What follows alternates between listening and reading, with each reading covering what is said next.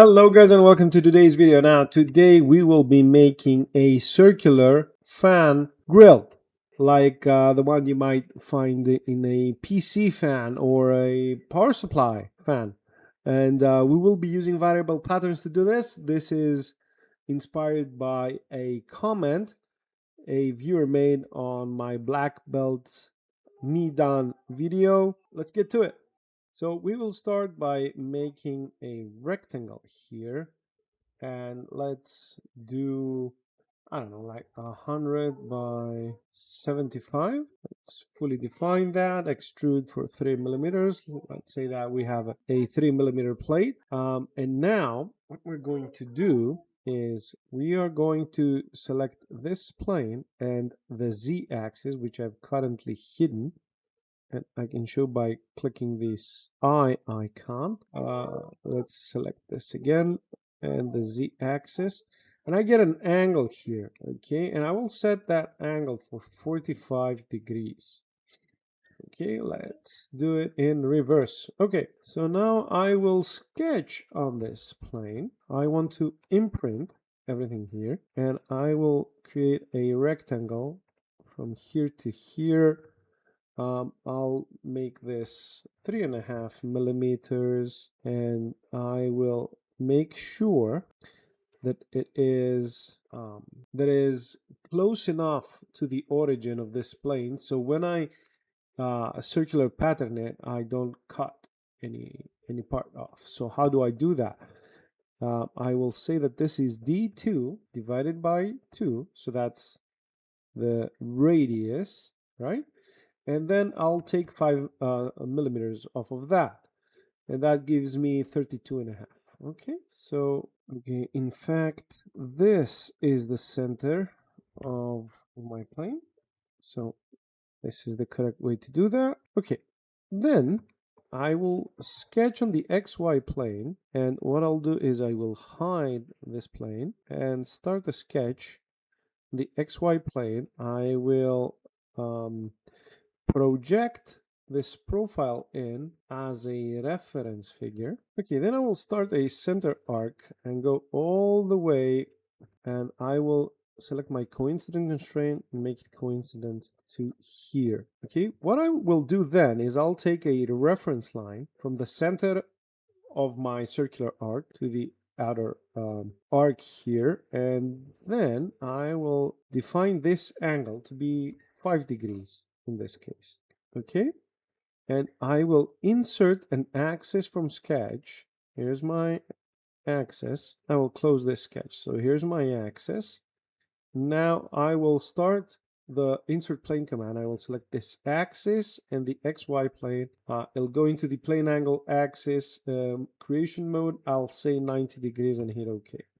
So what did I create here? I created this plane. Okay, and why did I create this plane? Because I will use this plane as a cutoff for my path. So if I sweep like this, sweep type entire path, okay, no, I want two geometry, and the geometry is going to be this plane. Okay, so that's good enough. Okay, now I will create another axis, and I will use this plane, the one that I sketched the profile on, and the XY plane, and here's my axis. It's where they intersect. Okay, let me, is that turned on? Yes, it is. Okay, let me turn this one off again, and this one off, and this axis off. I don't need that anymore.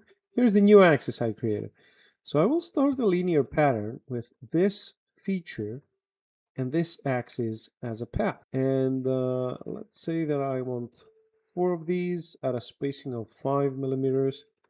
How does that look? Okay, that looks good enough. Let's add a couple more. That's fine. Well, that doesn't look like a circular cut, does it? Right? But here's what I showed in the Black Belt Smooth video. Pattern geometry. I don't want to pattern the actual geometry. I want to pattern the conditions that created that geometry. So we'll uncheck that, and look at that. Look at that. This looks very, very nice.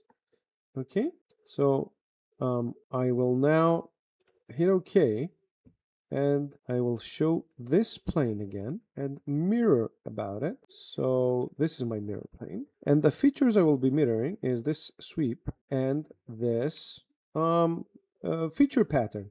And you will see that the mirror adheres to that patterning of creation conditions instead of patterning the actual geometry. Okay, so I'll hit OK to that. And now I can do a circular pattern of the sweep, the feature pattern, right? The linear feature pattern and the mirror. I want a full circle pattern, and my center is going to be, of course, the z-axis. And this is quite an interesting grill I've got going here. Now what I can do is I can automate this even further. And how can I do that? Well, this is an 80-degree angle, right? If I take a measurement between these two surfaces, it says the angle is 80 degrees. Can I drive parametrically the number of these circles to make sure I've got as many as I can fit in there, depending on the angle I have? Okay, so let's try and do that.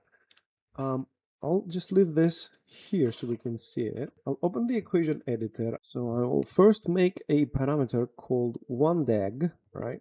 And I will give it a value of 1. This is just to make sure the dimensionality with the units works. I'll say OK to that. And then I'll make a count parameter. And I'll say that this is the circ path count. And I'll say that this is 90 divided by twice. I'll open another parenthesis. A1, which is the 45 degrees, let's be looking at that, minus A3, which is the 5 degrees. So what is this? Twice 45 degrees minus 5 degrees. So twice 40 degrees, that's the 80 degrees, right? So what I'm saying here is how many times can I fit that into 90? Well, actually, this should be 360. But this is not going to give us a meaningful result, right? 206 times, that doesn't work. The reason for that is that in here, the dimensionality doesn't work, right? So I will need to open yet another parenthesis and say divided by 1deg. Let's see if this makes sense. Minus 3. Why is it minus though? So if I delete this, I see what the problem is. This is minus 45. Okay, so this needs to be a plus. So that's one thing. And then it's 360 divided by the open parenthesis minus 2 times, because I want to flip that sign, all of that. And now we get the 4, okay?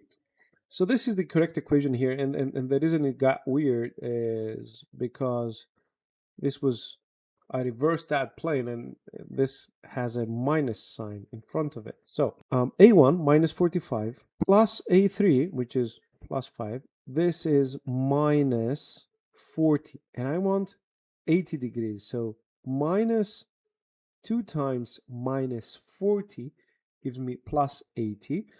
I divide by this 1deg variable to remove the unit from it. And this is now a clean number, no units, it's plain 80.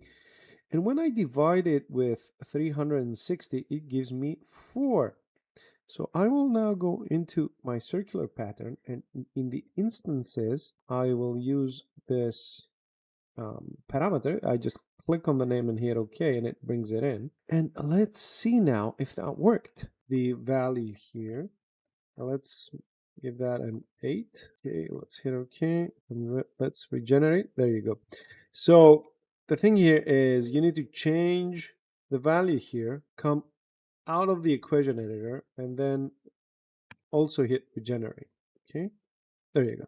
Now you get to the final version there, and I just added another layer of camera here. You can remove that or add it again, right? But yeah, what's important to note here is you need to hit OK. This is not the correct geometry. You need to regenerate all, then you get to the correct geometry, right? So yeah, that's it, guys. I hope you like this variable pattern, both by length and by number of pattern instances. the variable length is driven by geometry selection, and the number of instances is driven by math. And I hope you liked it. Cheers. See you in the next one.